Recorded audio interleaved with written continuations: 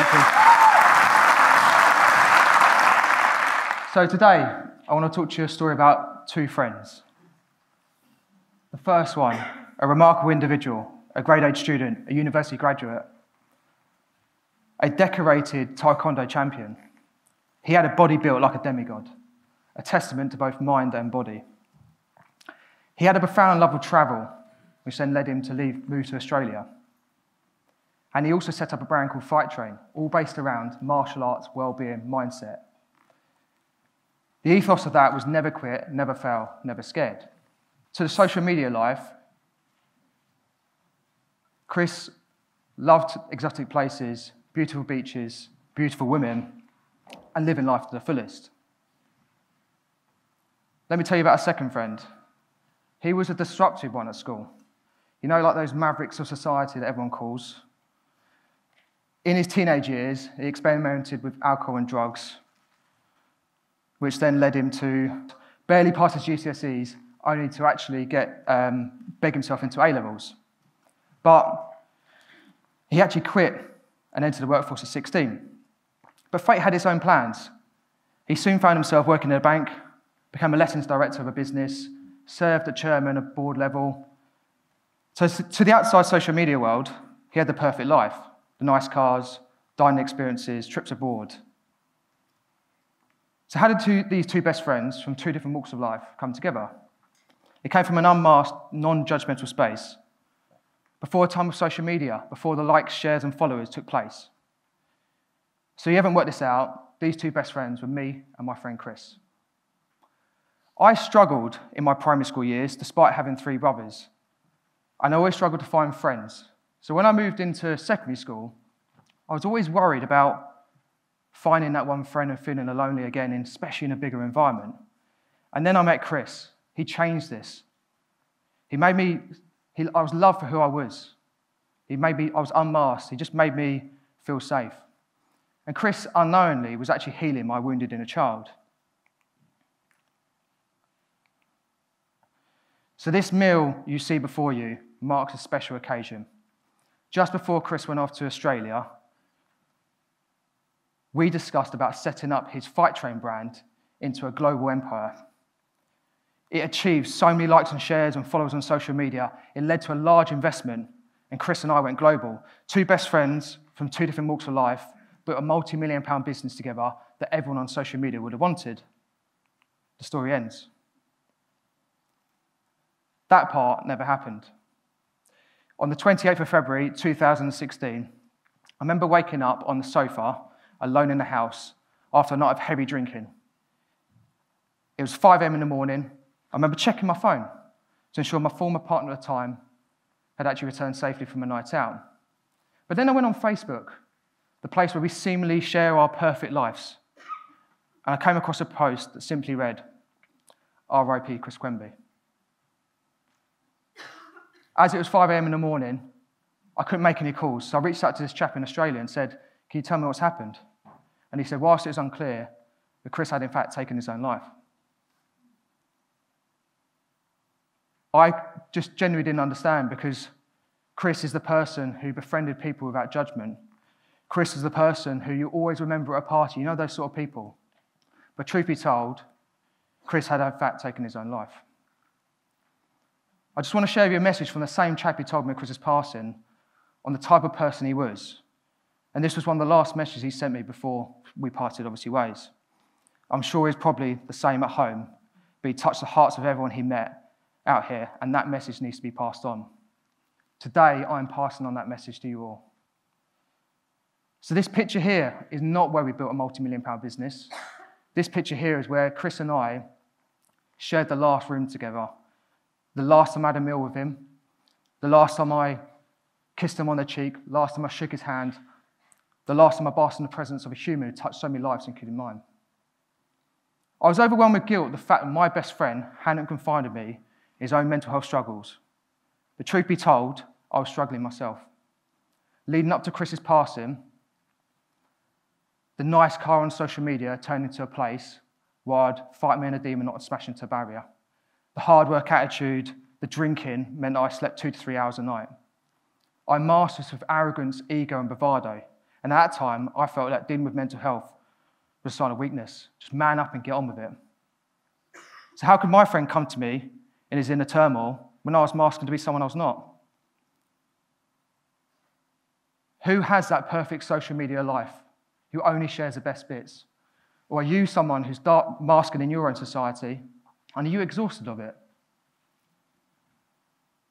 Leading up to Chris's passing, Chris's celebration of his life, I turned to even more heavier drinking. Literally on the sofa in the evenings, beers, wine, spirits, until I fell asleep. I knew the cycle. I got up in the morning, crap food, shower, game face. I'd done it for years. Then the celebration of his life came, and I remember going in the room filled with everyone who loved him, and I tried to hide at the back with shame. I couldn't be there for my best friend when he needed the most. The only chairs were left at the front next to his family. And I remember sitting at the front, and I witnessed his dad fill a heartfelt poem about him, and his sisters display amazing grace, including one who was heavily pregnant. As the ceremony ended, a certain track began to play. I soon found myself superglued to the chair. Sweat just stuck. I could not get up. Overwhelmed with guilt that I hadn't been there for my best friend when he needed it most. And then I felt this warm hand on my shoulder, and it was Chris's pregnant sister. And she literally whispered, "Time to get up. Time to get up."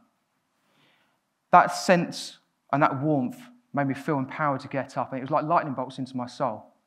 I remember getting up, going outside, and sitting alone on a bench. And I was like, it's time to get up, Rob. It's time to open up. The person you see today is not that person in 2016. So I decided to change. First, I decided to change how I spoke and talked about myself. And then I tried to change my environments. So I decided to do running.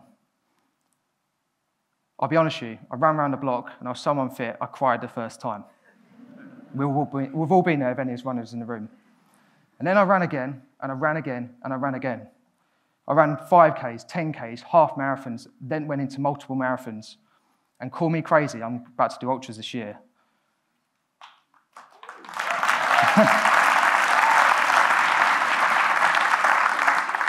But with each step, I ran with Chris in my heart. I ran into the light. I lost 15 kilos in weight, but the thing that changed the most is what we can't see in society. I found myself. I found my identity. I found my purpose. And that has led me over the last 8 years, which I've sought better environments, found a loving partner, a job that I really adore, and my beautiful twins, Ted and Erin. So today, in a world full of complex ideas, I want to talk to you about some simplicity. So, statistics in society can sometimes dehumanize the individuals who have suffered. Just think about this straightforward one. Approximately 1 in 4 people in the UK will experience a mental health problem each year. How many times have we seen this same statistic? But let's humanize them. Look at the human to your left. I know it's a bit dark in here, but look at the human to your left. Look at the human to your right. Look at the human behind you, and look at the human in front of you. Look into their eyes. They are all people who've got dreams and goals to fulfill, but we could also be humans who are struggling with their inner demons. And according to these statistics, there could be 225 people in this very room who could be struggling right now. So how do we change the narrative? It all starts from change within. How we change ourselves. As we change our communities. The community gets stronger. The community has better mental health. And in a world full of complex ideas, how can we simplify it? And for me, I want to talk to you about one simple thing we can do today. How many times on a daily basis do you get asked, "How are you?"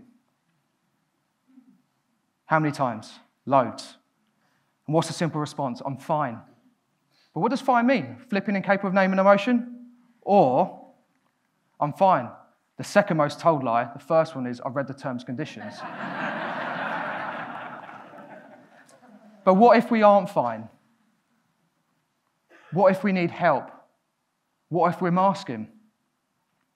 I'm fine, but behind the mask, I'm struggling to pay my bills. I'm fine, but behind the mask, I'm struggling with stress and anxiety. I'm fine, but behind the mask, I'm struggling with alcohol and drugs. I'm fine, but behind the mask, I'm struggling with suicidal thoughts. So, the mavericks of society, the people who want to change the status quo, how can we change this? For anyone you've asked, how are you? And they've responded, fine. Here's 3 things you could change. What's fine on a scale of 1 to 10 to you? Just think about it. A fine at 3 out of 10 is different to a fine at 8 out of 10. Is there another word you could use to describe your fine today? And can you name another emotion instead of fine? How powerful is that? Makes you think, doesn't it? So again, if someone asks, how are you? Why not be authentic? Why not be honest? Why not share your emotions? Why not we have deeper connections amongst us? So, if someone asks, how are you? Why not pause for 3 seconds? Name your emotion, be proud of it, show your vulnerability. It'll all lead us to having deeper, more meaningful connections as a society. We won't feel so alone. Losing Chris, I decided to change myself. Changed how I looked on the outlooked onto the world. And also, I wanted to keep his legacy going. So I asked his family if I could keep Chris's spirit going through Fight Train, which would have been basically lost with his passing. So I turned Fight Train from Chris's original martial arts brand into a clothing and motivational brand. And that has basically led me to running marathons on behalf of him. We've kept his Fight Train going internationally, his love of travel abroad, by selling it in Australia, America, and Europe. And it's also led us to win last year the Kent Wellbeing Award for fundraising efforts for mental health charities.